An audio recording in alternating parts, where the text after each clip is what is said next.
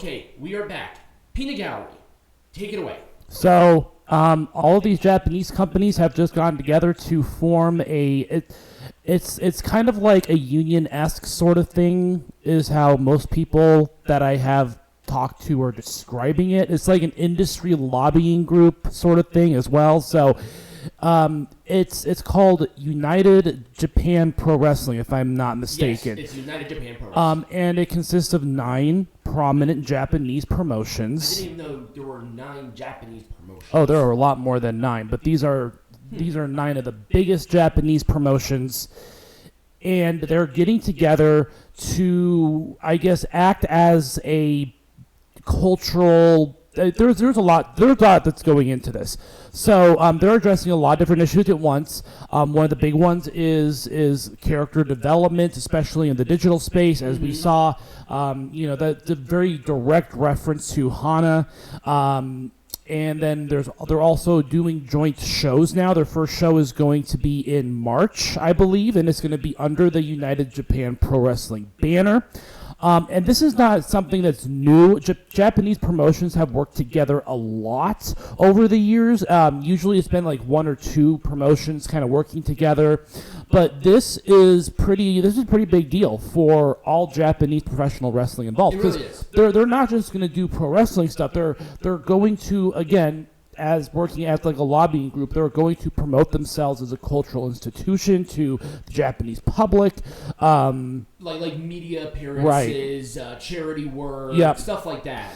And again, amongst other things, working to make the sport better and safer for the performers. So the United.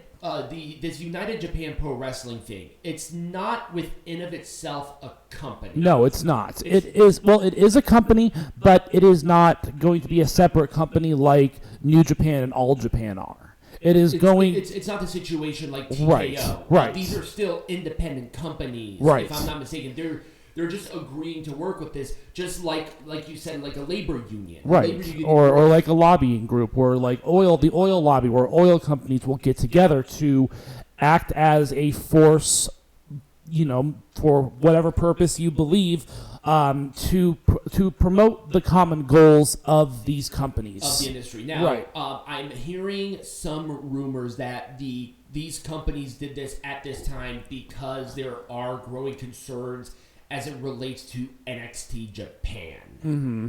And that is obviously something that needs to be addressed too, because there are rising forces that will eat into some of that market share. Now, will the superstars have different contracts because of this whole No, thing? I don't think so. I think they'll maintain their contracts. Like I said, this is just like any other lobbying group, more or less. So it's interesting that this is happening at this point in time. There were a lot of concerns with the pandemic, especially in Japan, where these companies were not getting the information they were needing from their relevant authorities. And so that's kind of why they're bringing this together. So it's going to be part lobbying group, part labor union, part standalone promotion that does special shows that bring all these companies together. Like I said, this is not something new, because Japanese companies have been working together like this on and off and on basis for a long time now. New Japan and Pro Wrestling Noah have done legitimate pay-per-views together. With Wrestle Kingdom Night 3 as an aside, where they were doing the New Japan versus blank. Thank God they're not doing that anymore. But this is really going to be what that concept has evolved into, which is a group like this. So with these particular events that are going to be under this United Japan Pro Wrestling banner, do we have a time frame on when they will start doing this? Yeah, like I said, the first show is in late March, and that'll be the first show under the United Japan Pro Wrestling banner. I don't remember where they're doing this. I think it's like the Nagoya Sukoden or something like that. Okay. But I don't have much more to say about it, but it is very underreported in the realm of professional wrestling right now. That is the thing that confuses me more than anything, is the fact that it's just not. I mean, the whole buyout of WWE with TKO just circled, the world for months. Mm-hmm. And then there's this where these are 9.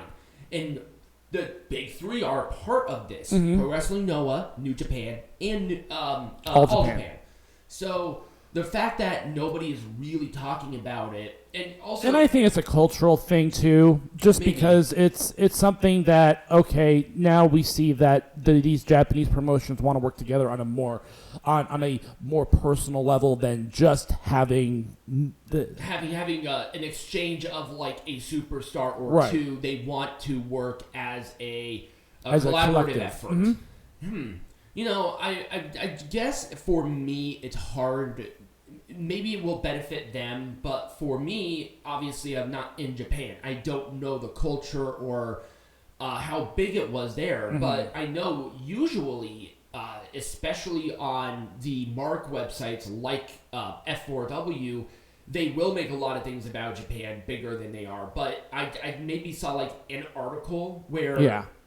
In other cases maybe, like this, they have a right. lot more articles, Right, but and maybe it's just a cultural thing. It's just not something that we can understand, because in America, you would never see WWE, AEW, and TNA get together like this. No. This is not going to happen. Now it won't because of TKO. Right. Now there can be there could be indies that will get right. together. And maybe it's similar to something like an NWA, but obviously this is not going to be a parent company of sorts or a governing body that will tell these wrestling companies what to do. Now that's the other thing. It's like, how will that evolve? Because if this is really just as a representative, I mean, it's just a representative body. They're not going to dictate the rules of the land. That's so odd. I feel like that might happen at some point. I don't think so. There has to be some sort of checks and balances, especially given with the big 3.